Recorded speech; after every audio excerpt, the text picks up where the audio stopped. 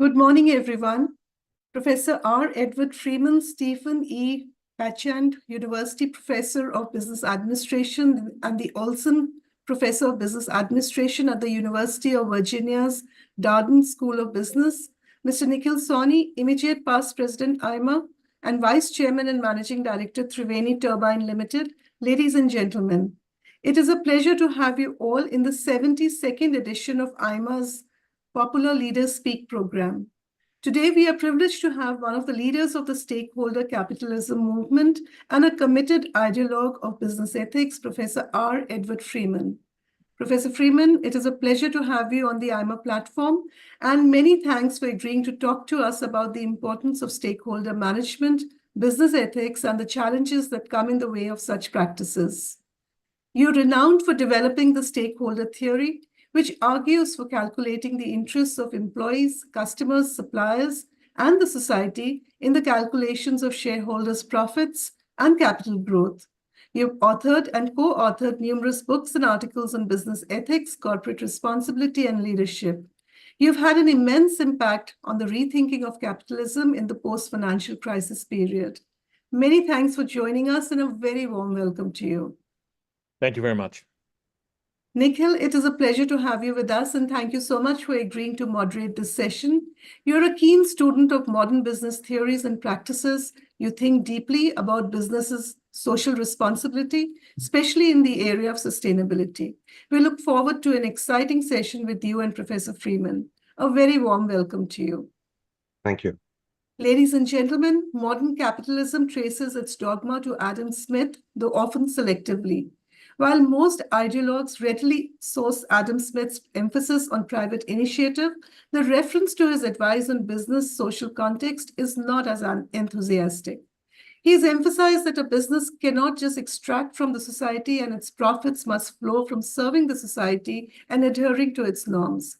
For many decades, the business of business remained business until the financial crisis shook the foundations of such self-serving capitalism.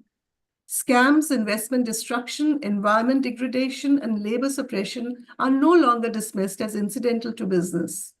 Thanks to the pioneering and untiring efforts of thinkers like Professor Freeman, the corporate world has been sensitized to its dependence on the society for its sustenance and longevity.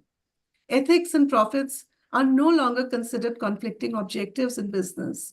At least the CEO rhetoric around the world has changed from survival of the most profitable to doing good is good business.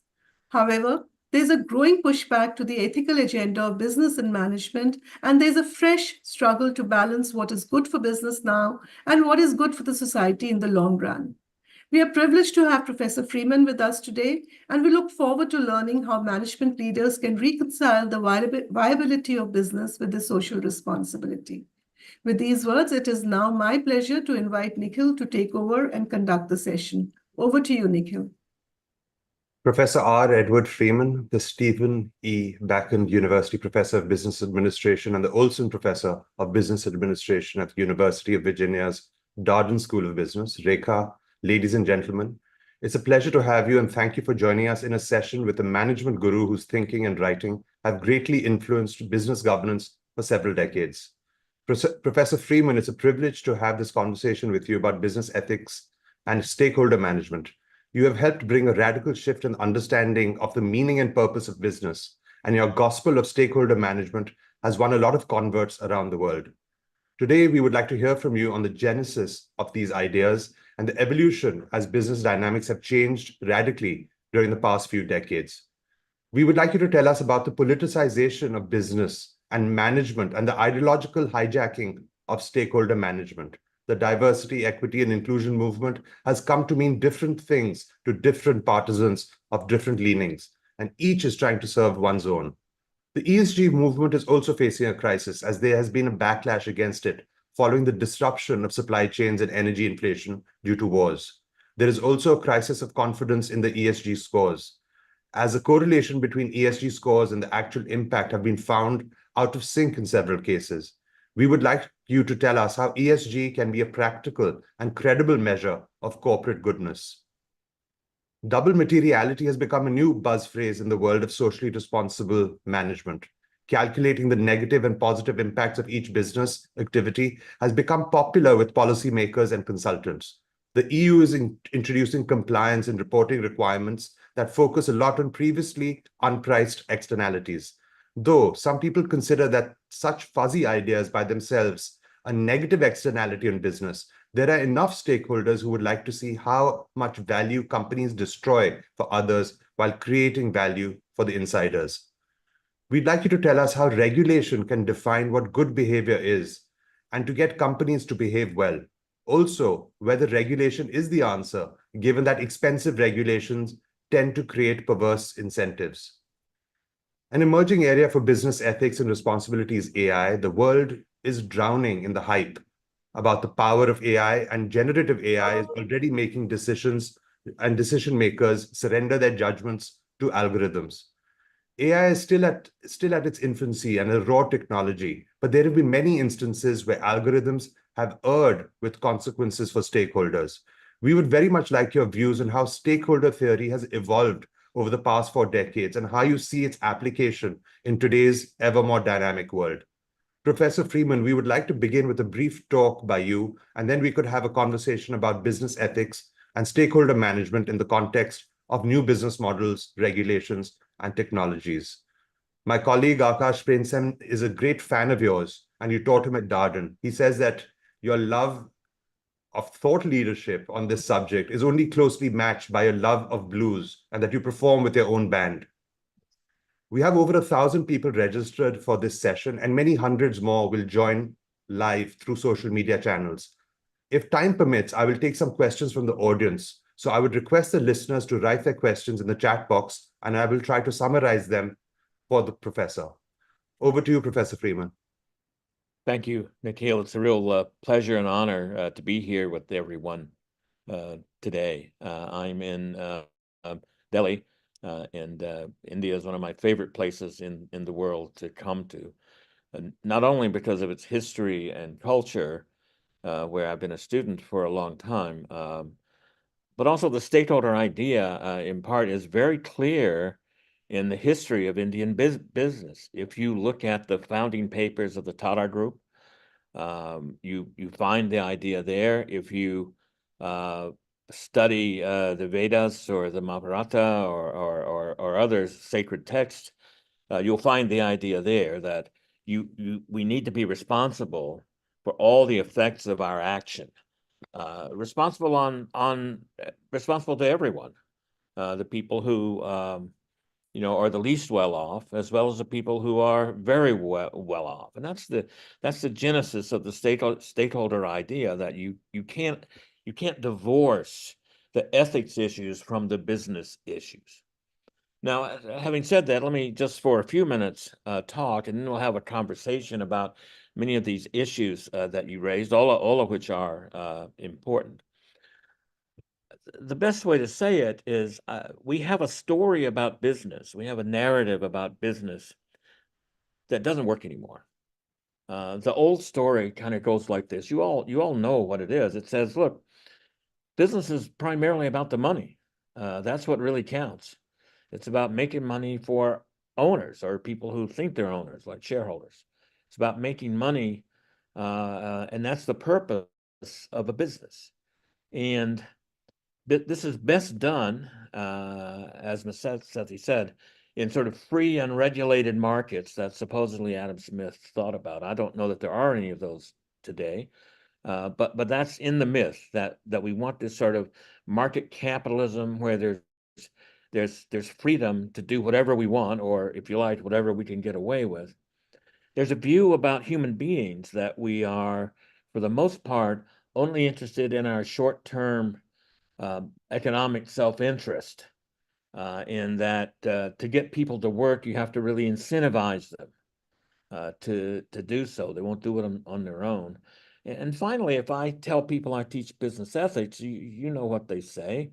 They say, must be a short course, or 2 words, you put them together, they're a contradiction, oxymoron, like jumbo shrimp, or my favorite oxymoron is American football. I mean, I played the game, and I don't understand the rules, etc. I'm pretty good with the rules of cricket, actually, but not American football. And you know, this business and ethics thing doesn't really mix. Well, sometimes we'll do the right thing if it doesn't cost too much. And that old story doesn't really work anymore, if it ever did. We've seen, certainly the last 20 years, we've seen a kind of perfect storm emerge. Now, I've been writing about this stuff since the late 70s, and I can tell you no one took it very seriously then, certainly in the US, where I then spent most of my time.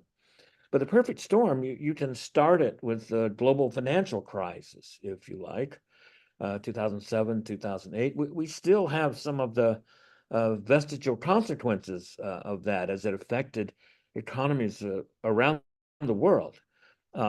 We got much more aware, due to social media, etc., of issues of inequality, issues of poverty, issues of gender discrimination, ethnicity, race, caste, those kinds of things, and the way those things work to prevent many people from actually being a part of business.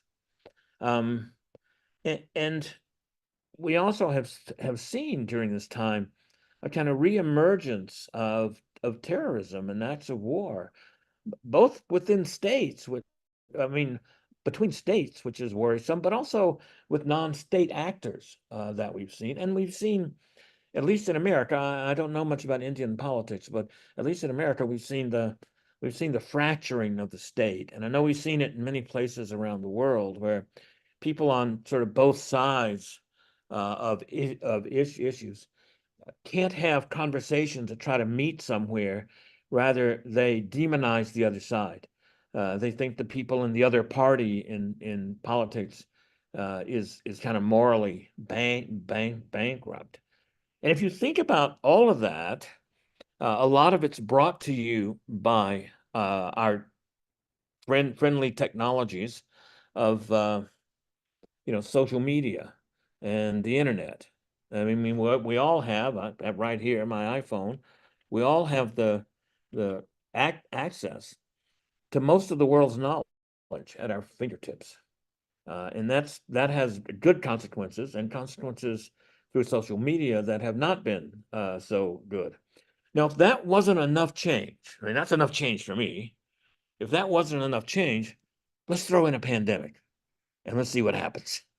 Throw in the pandemic and stir and see what happens. I don't know many people who are seriously saying, look, I know how we'll fix all this stuff.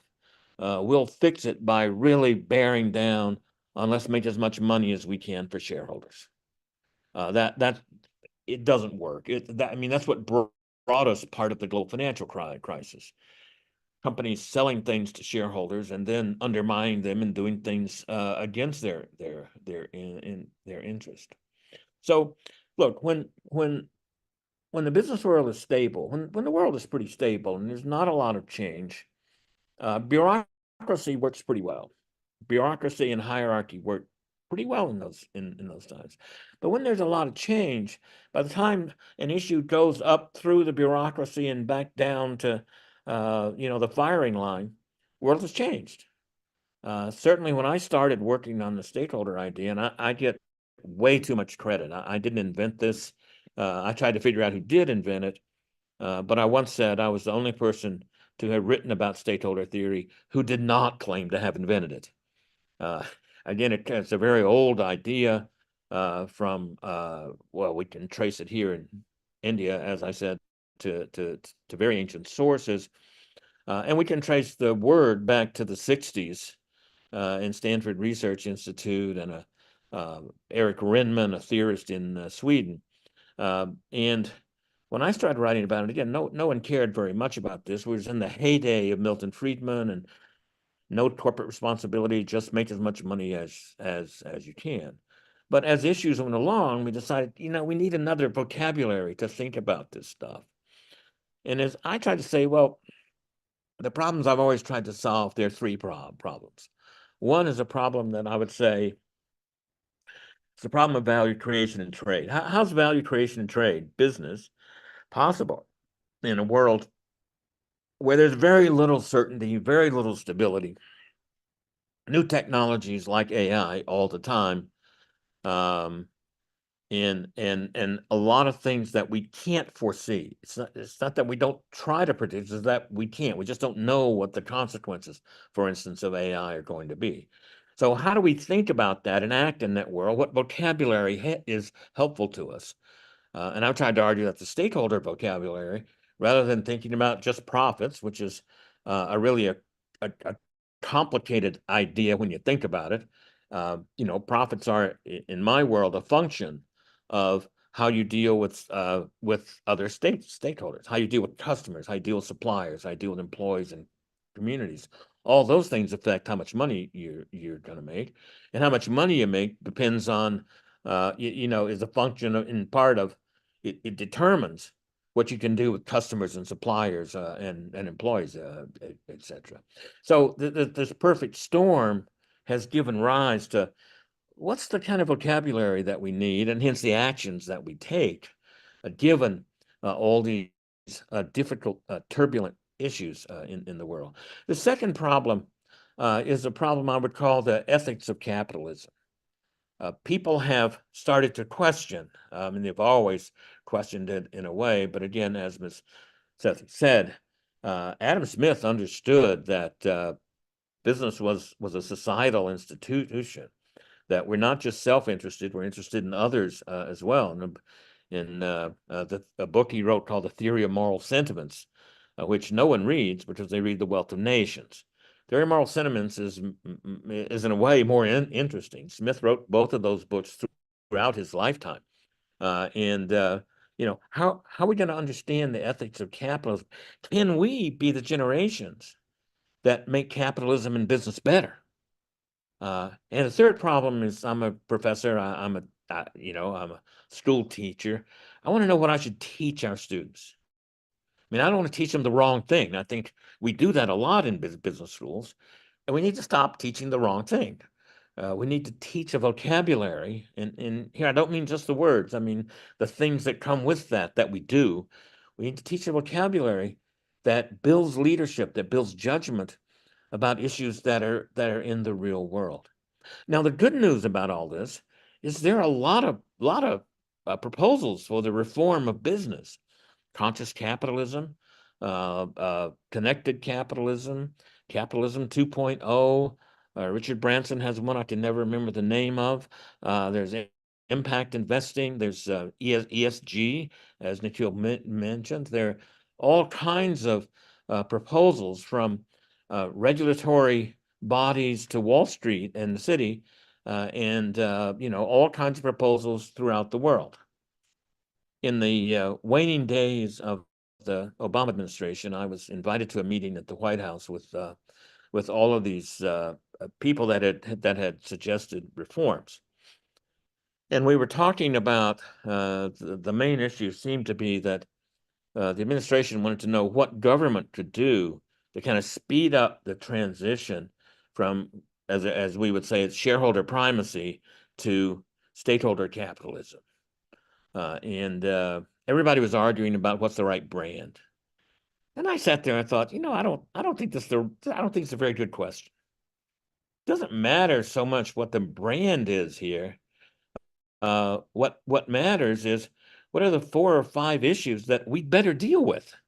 What are the 4 or 5 things that all these challenges say to us about how we're going to make capitalism and business better? Now, just a brief note here. Adam Smith's seen as the father of capitalism, but he never used the word. He talked about commerce, etc. We get the word capitalism actually from Marx.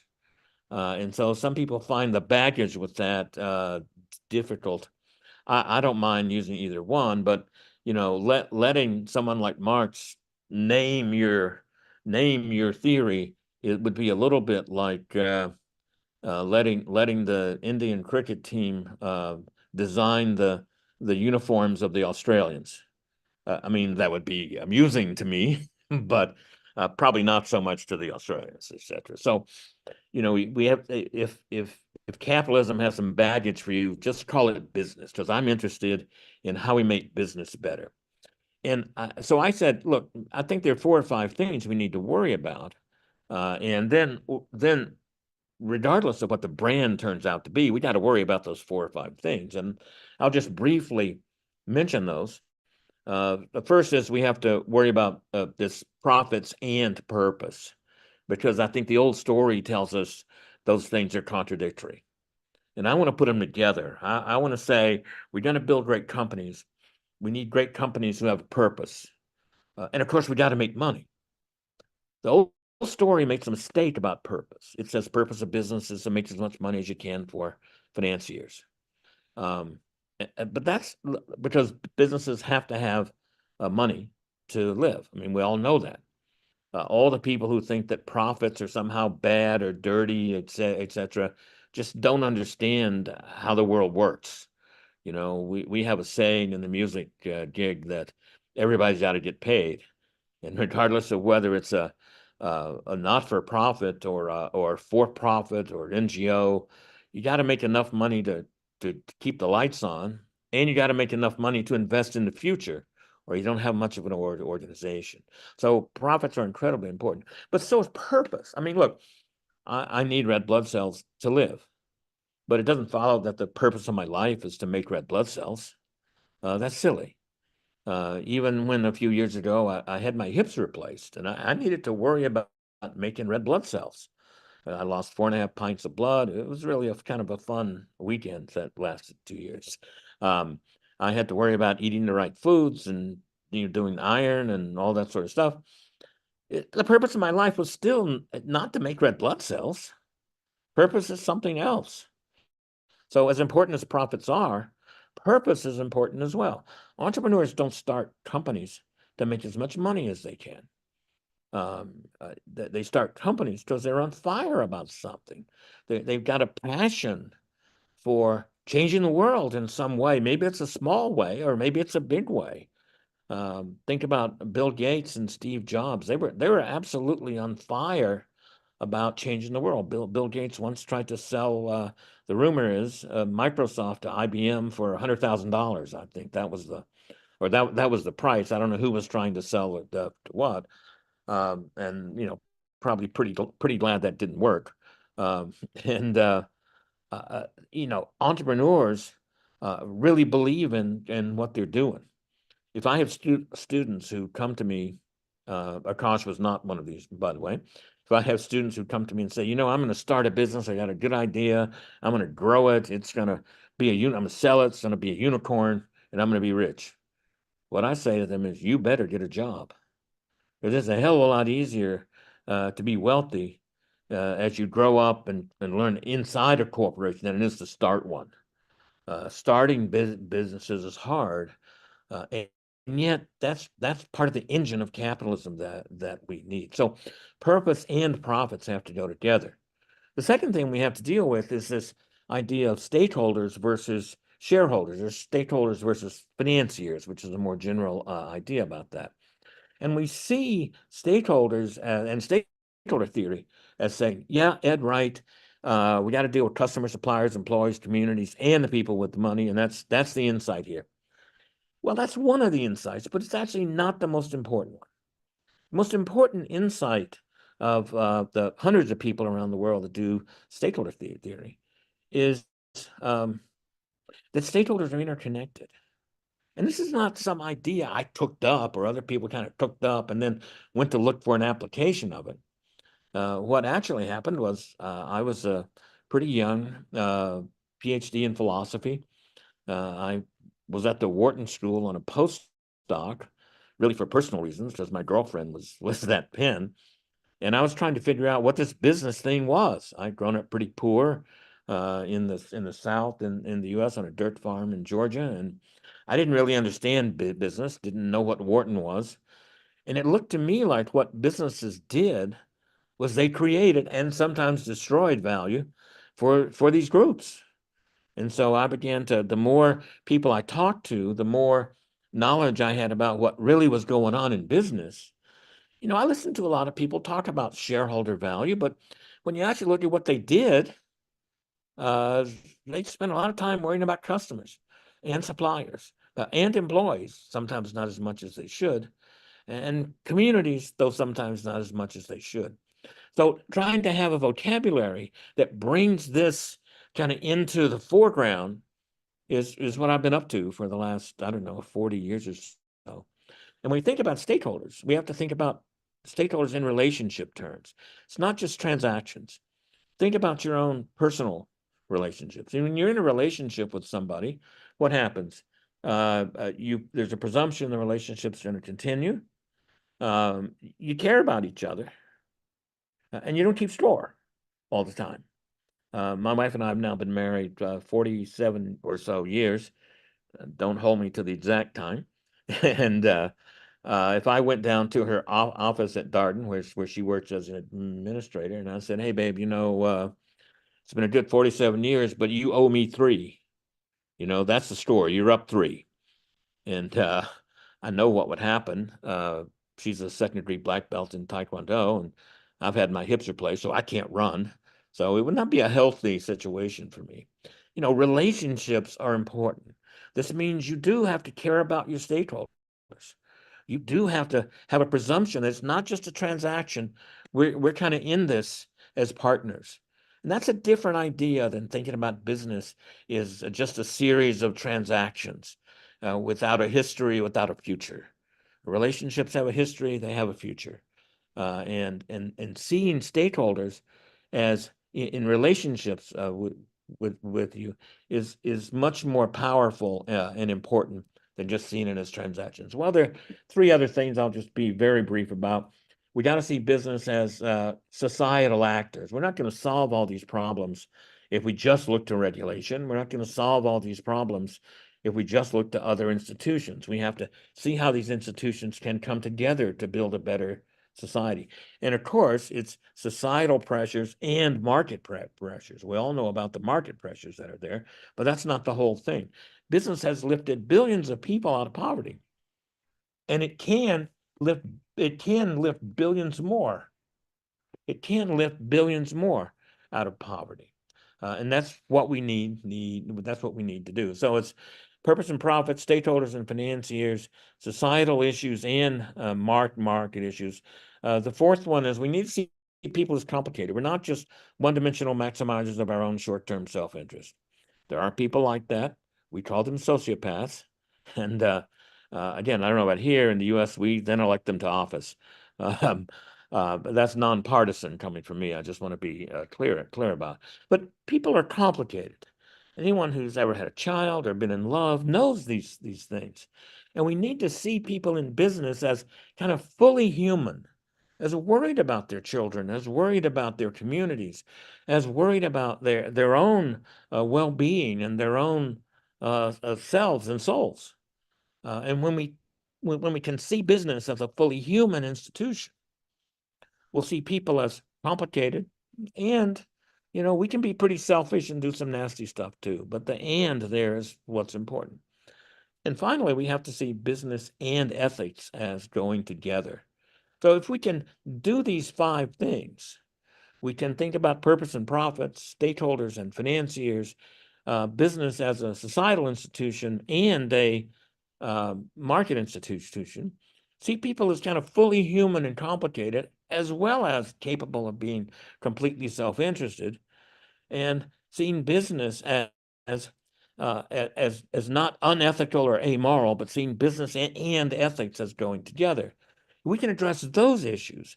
It seems to me we can build a better idea of business. We can build a better idea of business that we can leave to our children. We can be the generation that makes business better. And that's to me a project worth signing up for. Business needs to take responsibility for the effects of its actions, all the good ones, for which there are very, very many, and the ones that are not so good. And if we can see business in those kind of more accurate and more human terms, rather than in some pie in the sky economics or some pie in the sky altruism, we see business for what it really is, how we create value for each other, how we work together to cooperate and create value for each other. in a way that no one of us can do that alone. If we see that as what a human being is, I think we have a better chance of, again, making business better. Why don't I stop there, and let's see if we can have a conversation Sure. about those. Thank you, Professor Freeman.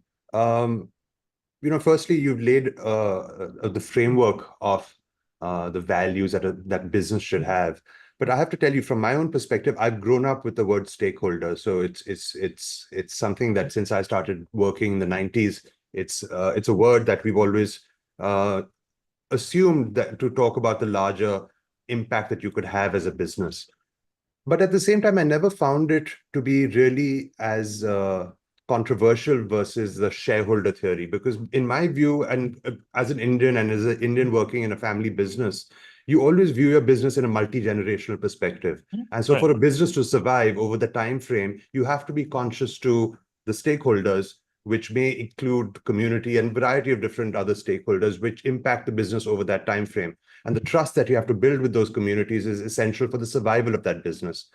So could I ask you, firstly, I'd like a question more on the theoretical side as to whether this divide between stakeholders and shareholders, is it converging, or is it a problem of the time frame in which you view each of those? And then secondly, within stakeholders themselves, how do you view prioritization of different stakeholder interess? And maybe if you could give some examples as to how people could use a framework to evaluate their decisions. Well, those are great questions. One of the reasons I like coming to India so much is that the stakeholder idea is kind of built in. People here know that not only are they building businesses for multi-generations, but they're building businesses so that India can, Indian business can emerge in the world. I've always felt very welcomed here because of that. Now, I think the way the stakeholder idea is understood is, again, in this kind of first level that says, hey, as you articulated, you have to pay attention to customers, suppliers, employees, communities, people with money. I mean, all those things are important. The thing that's not so, and I think the rest of the world is getting that. We did I'll talk about the study in a minute. But there's another level to think about this, and that is the interconnections between those stakeholders. In other words, how you deal with customers determines how you can deal with suppliers and employees and others. The way a lot of people deal with that is in your second question. Let me make trade-offs. Let me figure out the priorities, and I'll figure out what trade-offs to make. And economists, who we still look to far too much, with all due respect to those of you who are in business, love trade-offs. We can cut R&D spending, and we can goose earnings per share or EVA a little bit if we do that. I hate trade-offs. I think the point of business, or to run a great business, you have to get these interests that are different, but you have to get them going in the same direction. Again, over time. If you constantly make trade-offs, I think you leave value on the table. I'll give you an example. I'm sorry, this is a little longer than I would want to, but sometime in the 90s, I listened to a man who was the CEO, was just at a conference, listening to him speak, CEO of a very large chemical company. And they had been told they were the dirtiest company on earth. They were very big. And I guess he got tired of being CEO of the dirtiest company on earth. And so they announced for some lofty pollution goal, like zero pollution or very little. And they did it in a business-like way. So by this date, we're going to be here. By this date, we're going to be here. By this date, we're going to be here.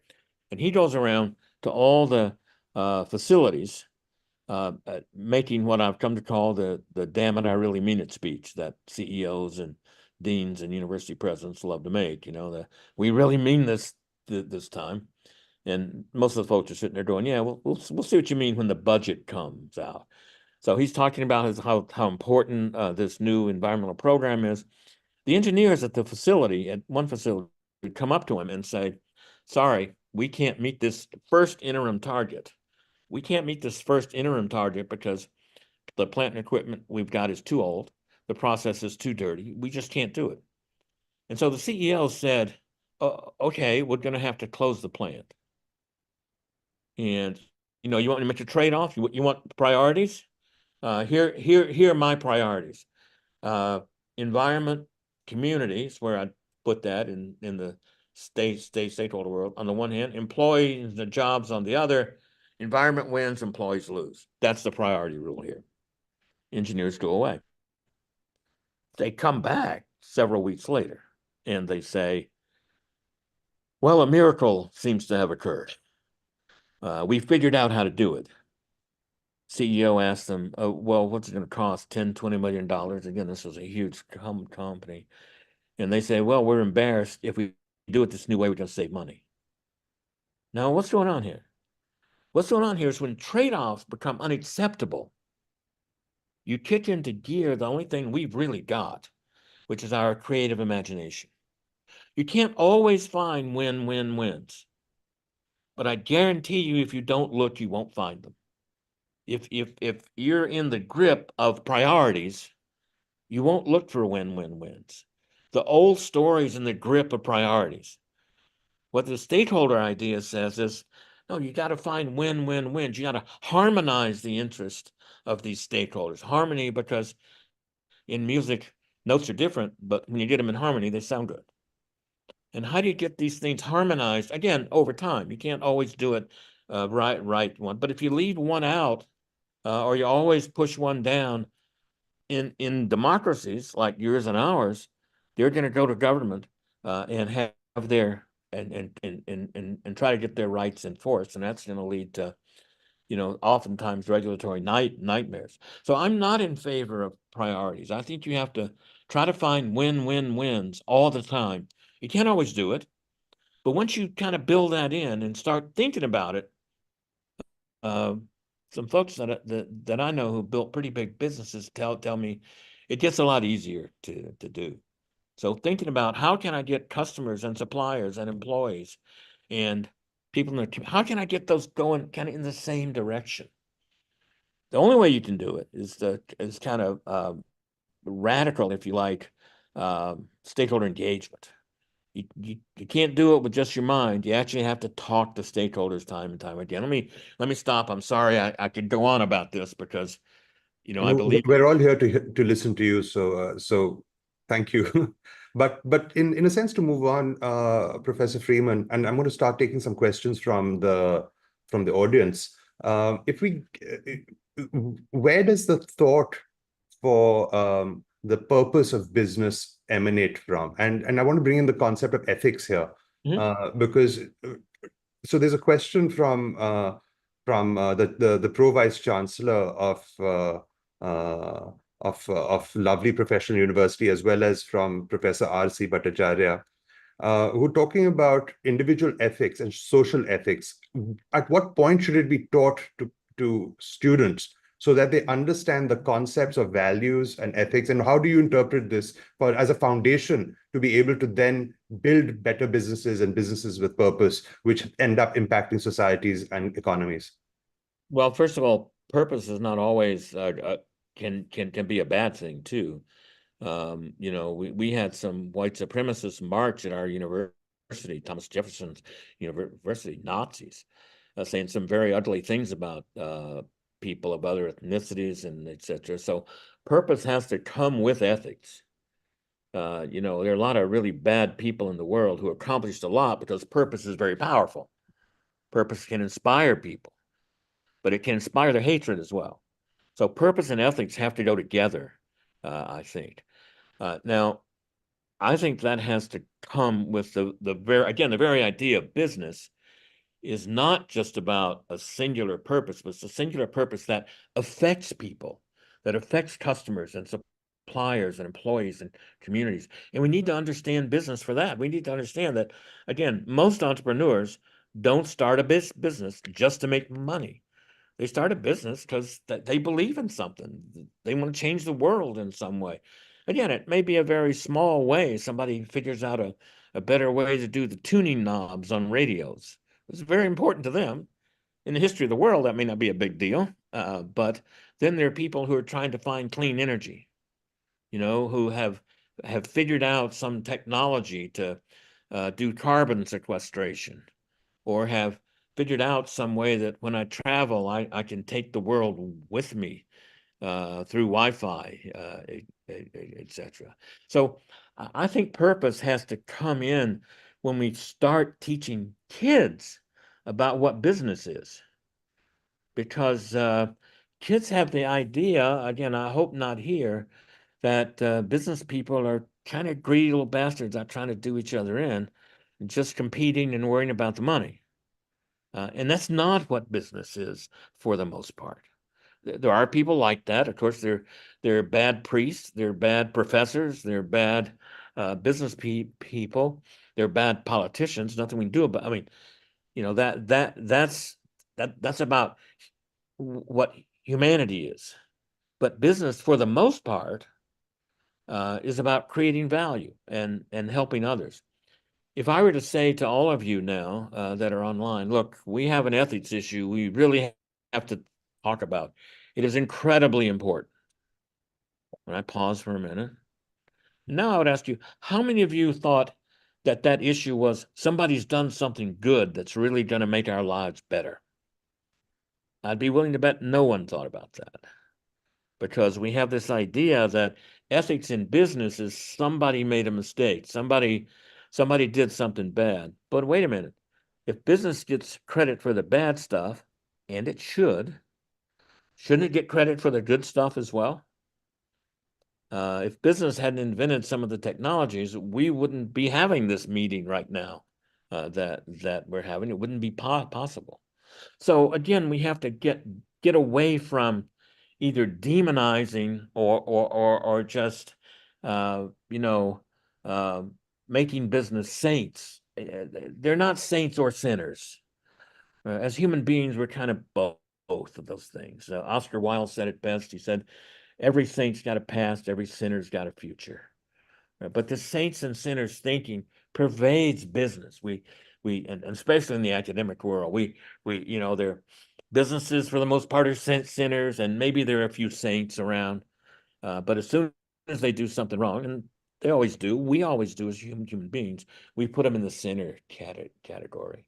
So I think I'm for a view of business that's more human, not about saints, not about pure sinners, but about human beings in all of our foibles and all of our triumphs as well. This idea that people are one-dimensional maximizers, no. I mean, anybody who's ever been in love, who's ever had a child, people are capable of really great things. And we need to expect that of them. We need to expect that of our businesses. No, we shouldn't just expect, oh, you're just in it for the money. We should expect businesses to help us make the world better. Now, they don't have to take all the societal ills into account, but they do have to think about, my screen just went blank, so I'm stopping here for just a second here. I don't know why it did. Can you hear me though? Yeah, I can hear. So we can see you very okay, well. Great. So I don't know why my screen did that. Sorry. But and this idea that this business doing social and societal issues is about being woke, the backlash that you spoke about in the beginning is silly. No business can do everything, but you got to avoid the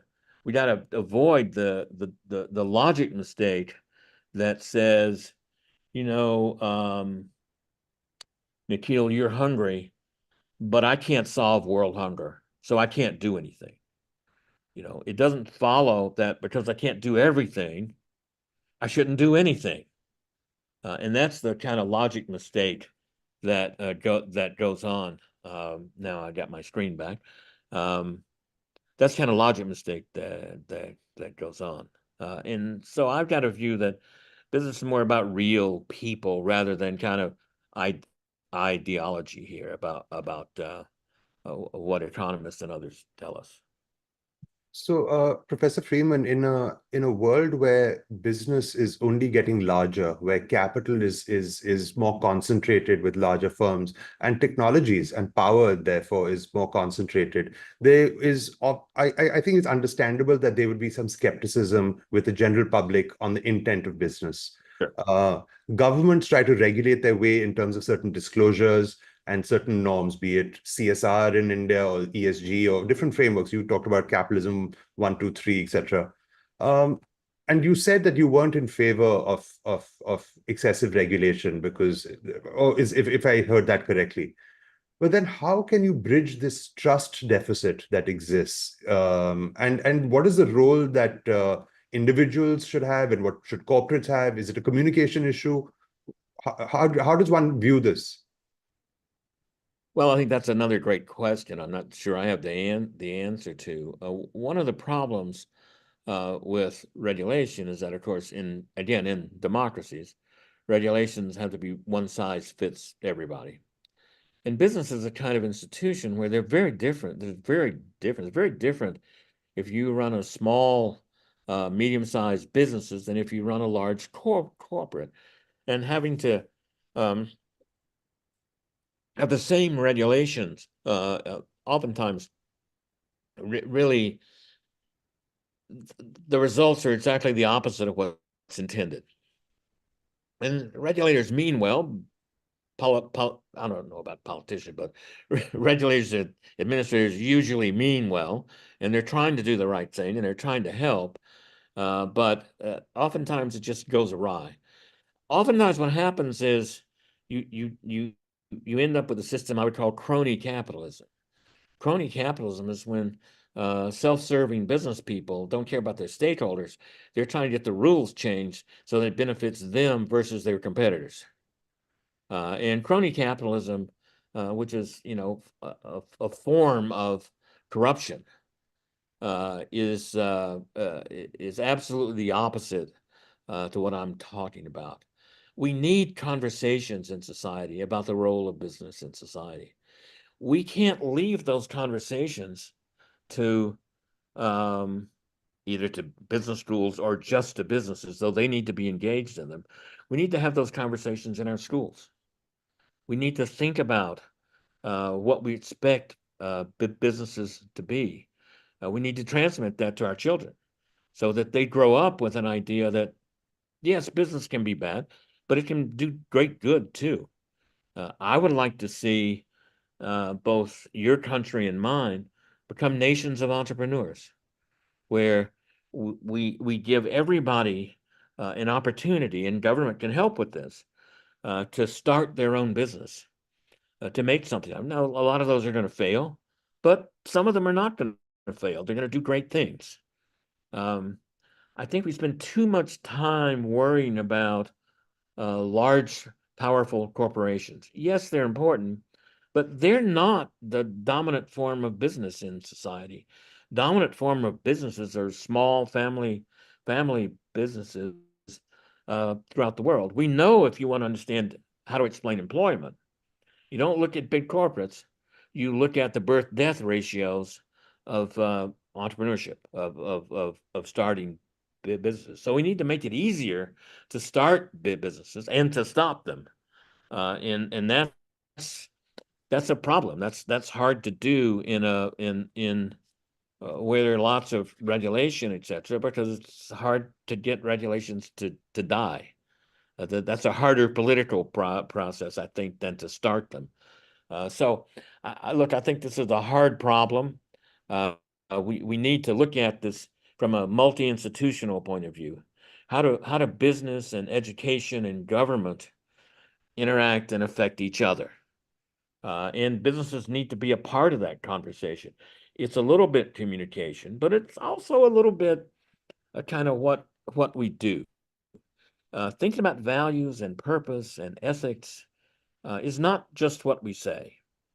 It's about what we do. This was brought home to me. I've told the story before, and it's sad, but it's a little bit funny. I had a colleague who taught religious ethics. And his son got sent home from school for stealing. Okay, now I don't know about India, but I tell you in the U.S., if you teach ethics, your son gets sent home from school for stealing. That's kind of bad, that's kind of bad. And so my colleague's crushed by this. He goes to his son and says, "What'd you take? Why didn't didn't I teach you not to steal?" He's having this conversation with his son, and the son says, "Well, Dad, I needed some markers, some pens and markers, and I just took a package of them from the school." And the father said, "Son, if you needed some markers, why don't you come to me? I'm your father. I would have brought some home from the office." See, it's not about what we say, it's about what we do. And businesses have to be cognizant of what they're doing and what the effects of what they're doing is on all of their stakeholders, not just on the bottom line here. And if we can do that, and we can have a conversation about, what regulation do we really need? What's what some people are calling smart regulation, and how does that work? And is there a way that we can, as businesses, voluntarily say, "Hey, here's something we're going to adhere to. Here's a principle that we're going to adhere to, and we're going to police ourselves." That's a lot more efficient. It saves a lot more taxpayers' dollars than anything else. And the other thing is that businesses can work together with NGOs and other stakeholders to take on some of these societal issues. I just finished a book about dengue fever in Indonesia, where a business family took on the idea that, hey, can we figure out how to radically lower the rates of dengue fever in Indonesia? And this family foundation, Yayasan Tahia, really did. It took them 10 years. It took them thousands of stakeholder engagement meetings and a kind of multi-stakeholder approach that was very kind of hyper local, and they managed to figure out how to reduce the incidence of dengue fever by 75%, how to reduce hospitalizations by 85%. They saved children's lives because they were committed to giving back to society in a particular way. And it's a really remarkable story. The only thing I did was just write the story in a book called Defeating Dengue, which is just out. But the family and the other stakeholders are the ones that really deserve the credit for this. I think they did wonderful work. I know George Tahia and the work that they did with orangutans as well is remarkable. And they're doing stuff with mangroves now. Yeah, but I believe that, I think his may be a public firm. I'm not sure if it was spent through the family foundation or if it was done as if it was a company effort.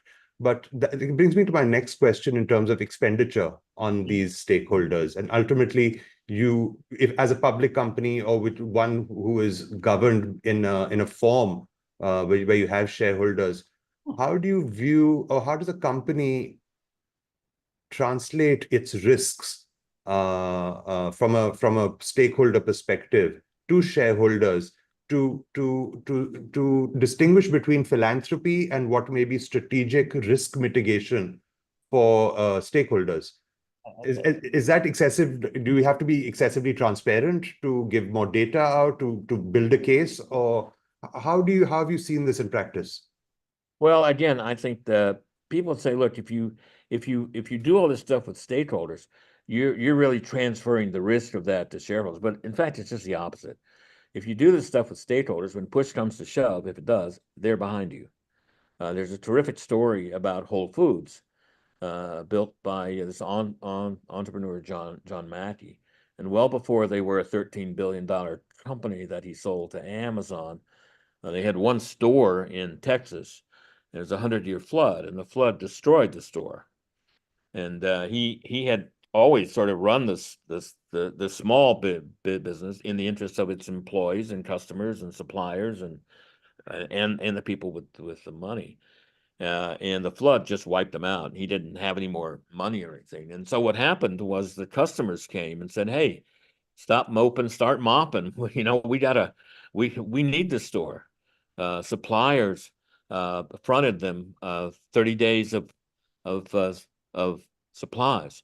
The employees showed up to work without being paid because he treated them so well.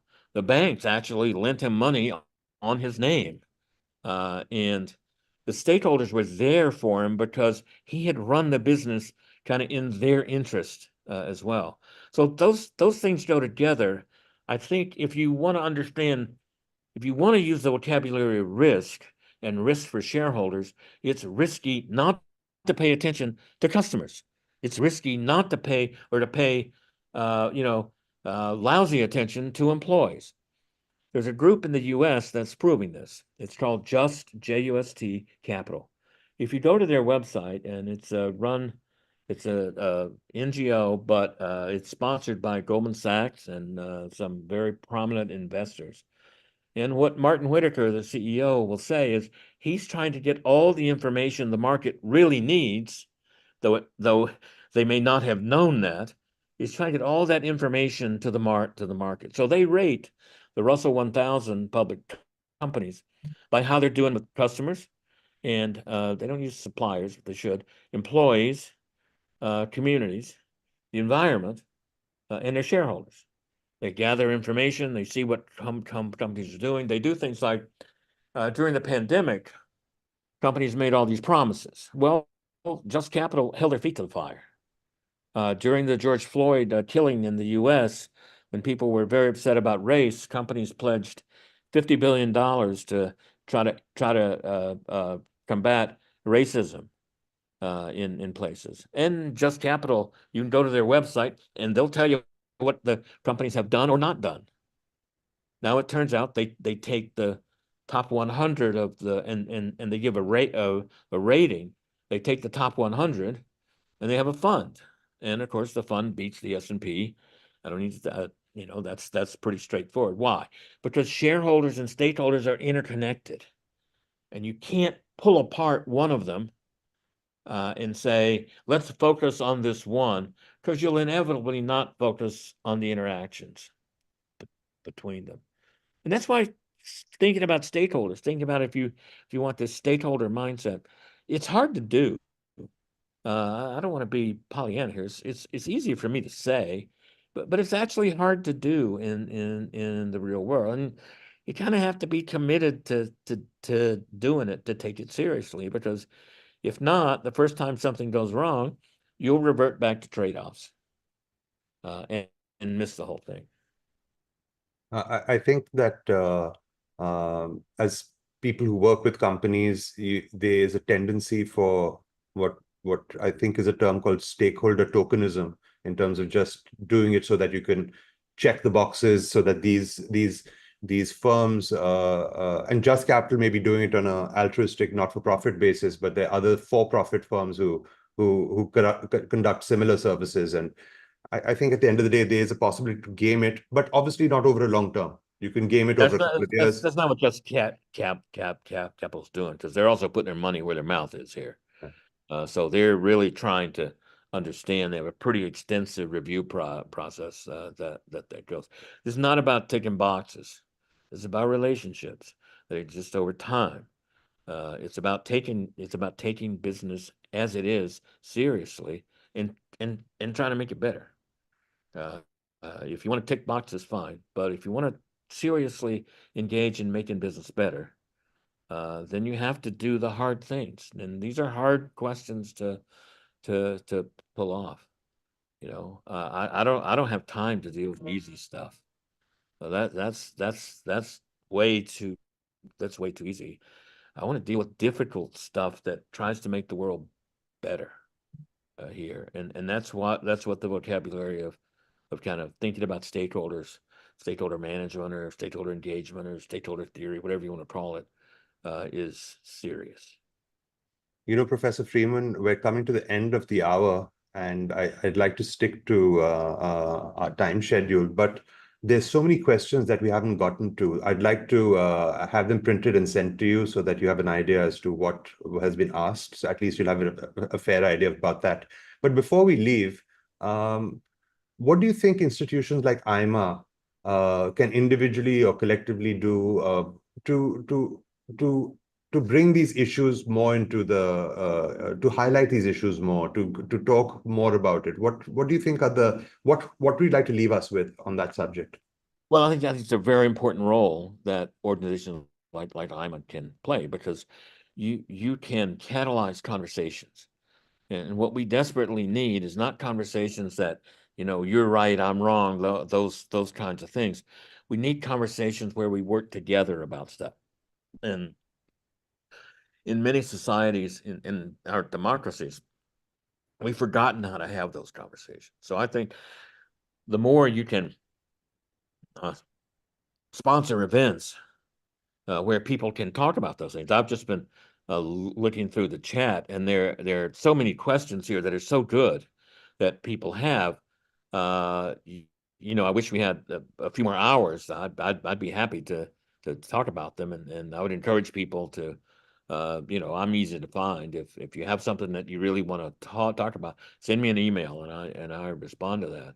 Because ultimately, the kind of takeaway that I take is what I call the Ben, Em, and Molly rule. Those are the names of my 3 kids. And can we, at the end of the day, go home to our children and say, look, here's what I did today. Here's what I did today that I want you to learn from, that I'm proud of. Because we're not trying to make our institutions places for our children to live in. We got the bar too low. And I think organizations, especially like AIMI, can help us raise the bar, can help us think about business as becoming an institution of hope, of becoming a more noble institution about how we lift ourselves and others up in the world and build a better world. And everything it can do for that, I think it has a great platform to try to make that happen. Thank you, Professor Freeman, for joining us today. Ladies and gentlemen, we've had an engaging discussion with Professor Freeman, and hopefully we'll have the opportunity to get him back on AIMA's platform, either in person or virtually. Professor Freeman, it's been a real privilege to speak with you. Thank you very much for joining us today. It's been my honor and my pleasure. So thank you so much for having me, and thanks to everyone for attending. Thank you. Thank you. Thank you, Professor Freeman, and thank you all for joining us this morning. We hope to have you with us for our next edition of the Leaderspeak program.